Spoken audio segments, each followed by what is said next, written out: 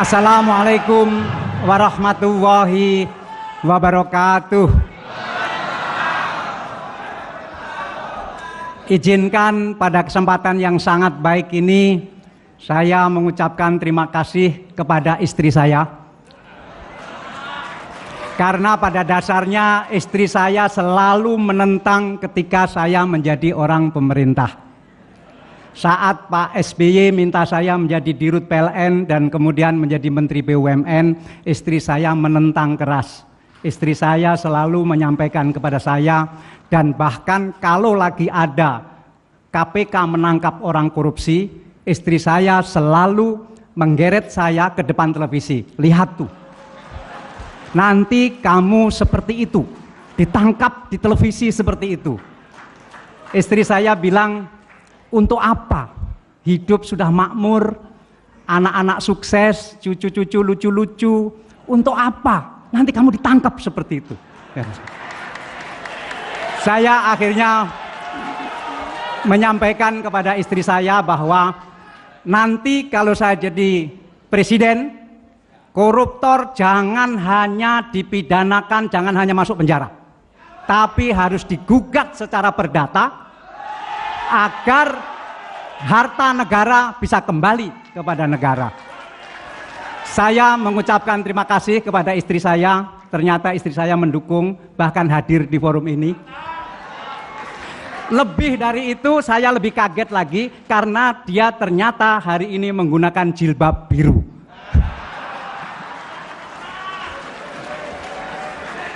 Minta berdiri sebentar. Itu saya. Ya. Baik, makasih. Saya sangat pengen meneruskan apa yang sudah dicapai oleh Pak SBY.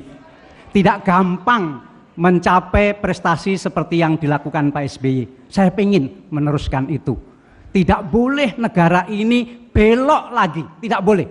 Harus diteruskan. Tentu dengan berbagai perubahan.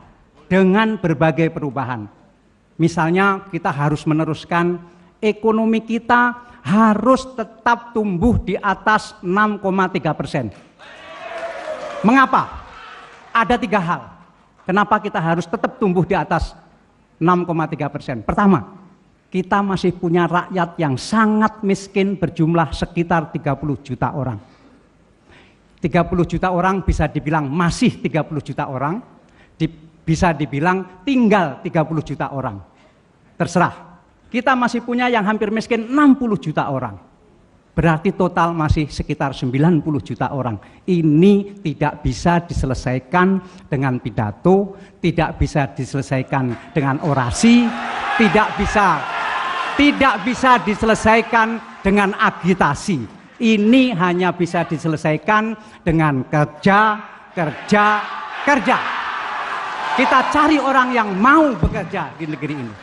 Alasan kedua, mengapa kita harus tetap tumbuh di atas 6,3%. Kita ini negara yang besar. Kita harus mengejar negara-negara besar. Kalau kita bisa tumbuh di atas 6,3% selama 5 tahun berturut-turut, kita bisa mengalahkan Meksiko, kita bisa mengalahkan Spanyol.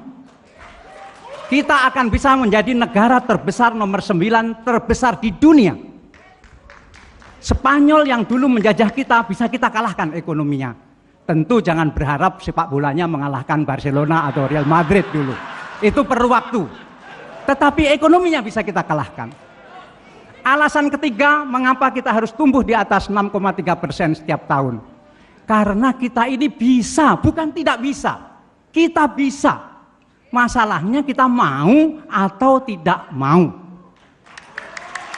Kalau pemerintah, DPR, hukum, yudikatif bersatu, kita bisa melakukan apa saja. Seperti Pak Dino tadi sampaikan. Itu bisa. Dan dengan demikian kita tinggal satu pertanyaan. Mengapa setiap ekonomi kita tumbuh di atas 6% 5 tahun berturut-turut, selalu diikuti dengan gejolak ekonomi seperti sekarang ini? Kenapa? Kenapa kalau tumbuh di atas 6% selama 5 tahun berturut-turut selalu terjadi gejolak? 2003, 2008, sekarang. Mengapa? Karena impor kita terlalu besar. Kita pernah hampir berhasil menjadi negara industri pada akhir pemerintahan Bapak Presiden Soeharto, pada akhir Orde Baru. Waktu itu kita hampir bisa menjadi masyarakat industri. Tapi karena mega krisis pada tahun 98, bangsa industri kita, para industriawan kita beralih kembali menjadi bangsa pedagang. Dulunya mereka pedagang, kemudian menjadi masyarakat industri. Gara-gara krisis beralih lagi menjadi pedagang. Impor lebih gampang daripada ngurus pabrik. Impor lebih gampang daripada ngurus buruh. Karena itu segala macam diimpor. Segala macam diimpor. Ini bukan soal kebijakan, tetapi memang masyarakat kita sejak tahun 98 berubah dari masyarakat industri yang hampir jadi kembali kepada masyarakat pedagang. Ini dalam 5 tahun ke depan harus diselesaikan. Harus diselesaikan, mengubah kembali masyarakat pedagang kita menjadi masyarakat industri. Kebijakan ini harus kita lakukan dalam 5 tahun. Inilah yang bisa saya sampaikan malam ini. Tentu saya ingin ngomong hukum, ingin ngomong pendidikan, ingin ngomong EJM, tetapi waktu hanya 5 menit. Tentu tidak baik kalau saya menghabiskan waktu itu. Terima kasih. Kerja, kerja, kerja demi Indonesia.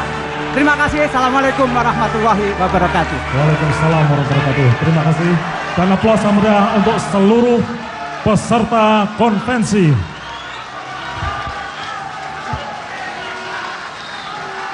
Demikianlah launching dan pidato deklarasi 11 peserta konvensi calon presiden Partai Demokrat 2014.